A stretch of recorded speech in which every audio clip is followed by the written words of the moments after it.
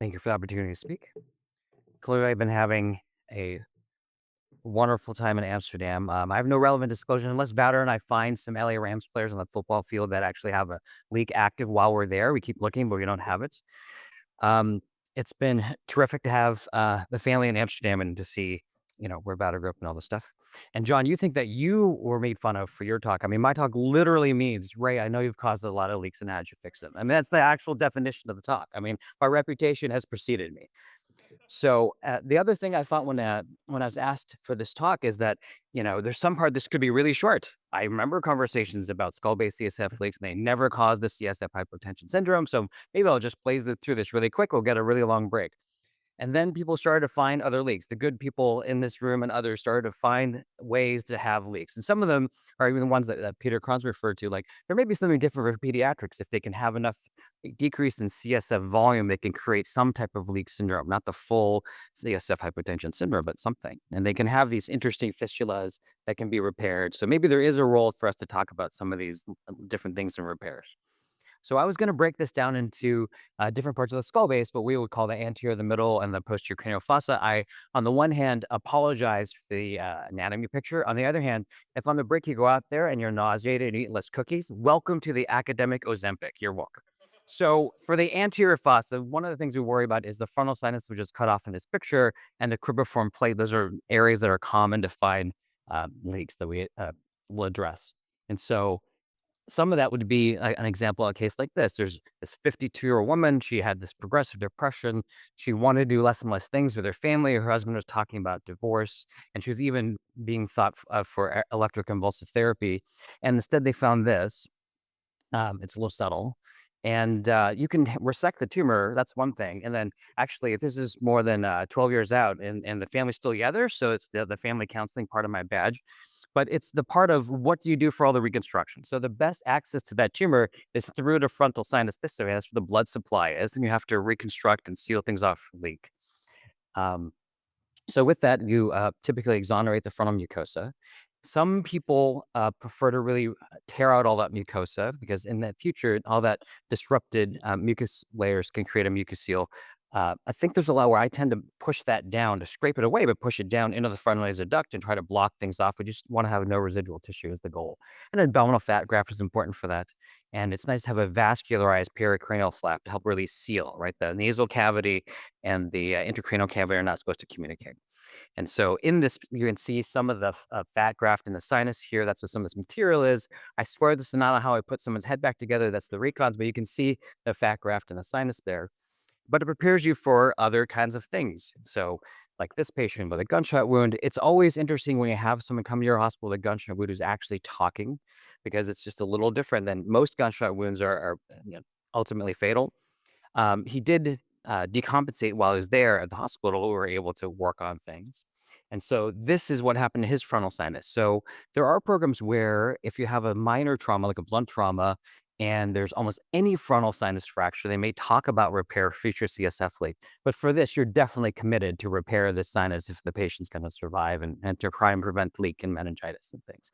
So when that bullet fragment comes through the sinus and obliterates and leaves pieces like this, that same kind of reconstruction that is performed for that meningioma is done basically, and hoping you can find enough vascularized pericranium to cover the defect. And so here's some of that reconstruction and again, obliterating that sinus and all that stuff for the mucosa and everything.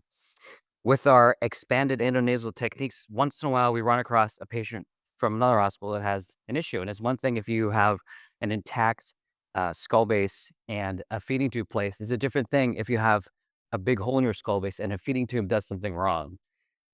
So that's one of those things that gets tricky with now transplantum and these other expanded transethmoid surgeries. We have to make sure we look at what we can do to prevent problems. And CSF leak would be a bigger problem than that, not necessarily that other thing. And so this is that a little bit of picture for the nasoseptal flap. You can have a vascularized section of your nasal mucosa that you can peel off and rotate towards the middle. Dennis, when I get all this wrong, just correct me later, okay?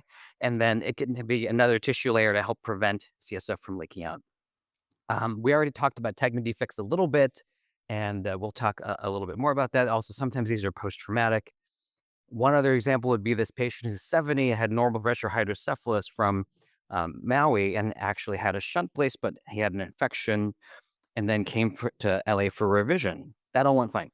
But he started to develop these episodes where every time he would fly, he would get this spontaneous pneumoventricle and have an altered neurologic status for a couple of weeks until the air resorbed. And what we started to notice is not just air in the ventricle, but air down at the skull base. And we figured out that he had a Tegmen leak and went and repaired that.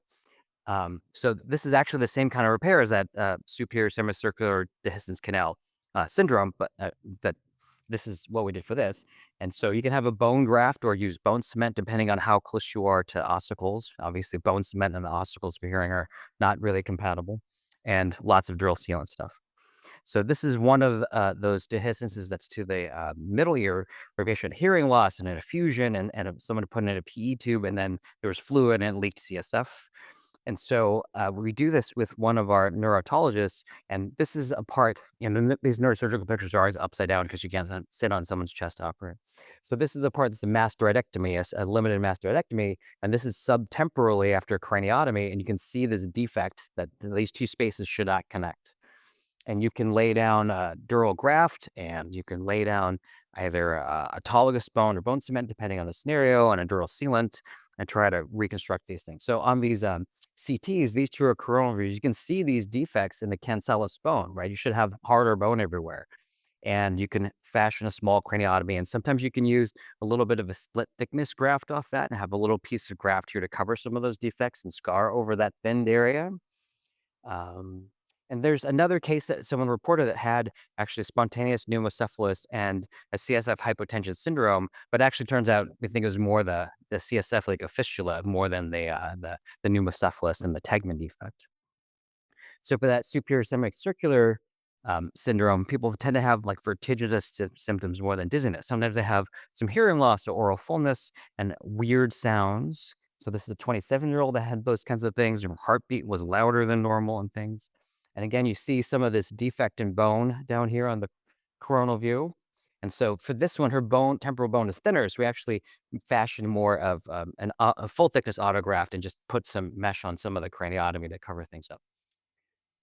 In the posterior fossa, there are fewer spontaneous pathologies. I mean, you can always have trauma. Actually, there was one of our colleagues that had someone in LA got stabbed in the back of the head with scissors and that kind of thing. But some of these are really post-operative or things related to Chiari malformations.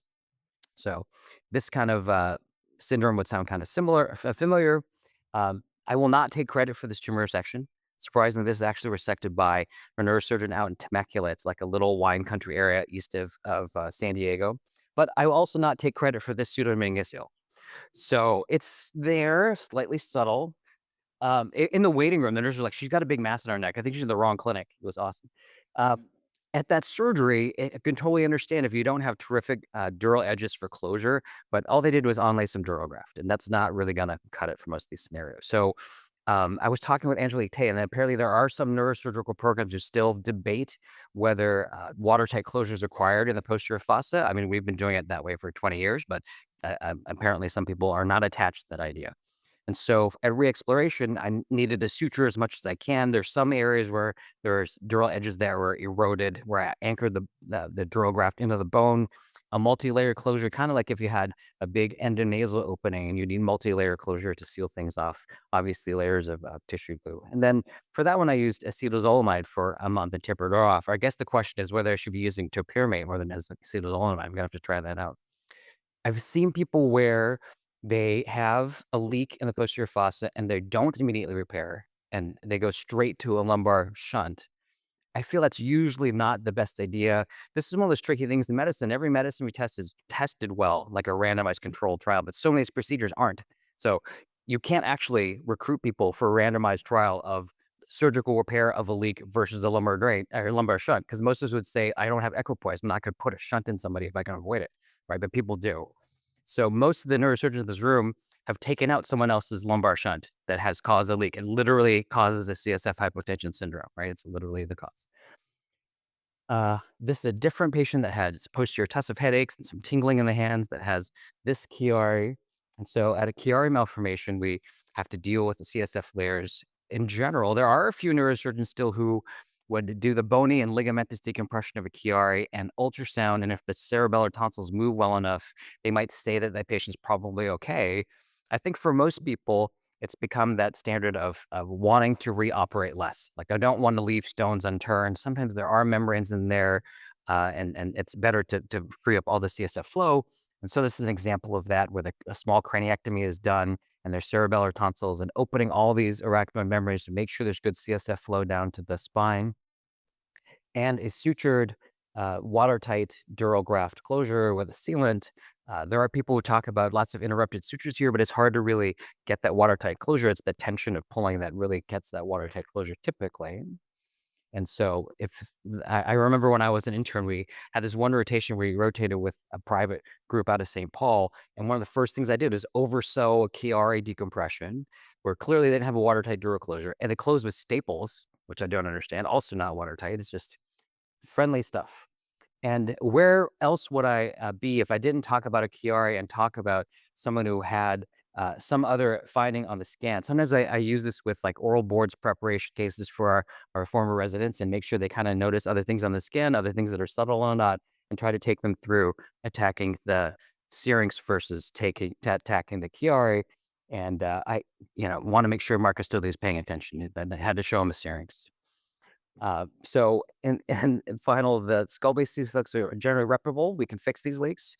Watertight closure, I think, is very important. When it's necessary, vascularized tissue grafts can be very useful. We know tons about dural grafts and dural sealants. We tend to use a lot more acetazolamide than lumbar drain placement, but everyone can vary with that a little bit. And to us, like most of the time, shunt placement should be a last resort. I mean, I have been asked to place a ventricular shunt in someone who had multiple lumbar surgeries that started at outside hospital to repair a CSF leak. And by the time there's a different repair level, there's essentially no dura. But in general, shunts should not be where we go in the beginning. I want to thank everyone for the opportunity to speak, and it's been great taking the kids to the Van Gogh Museum and the Rijksmuseum. But I didn't know all I had to do go was to Pancakes Amsterdam. You just got to pick the right bathroom, and you can see all the art you want. Thank you.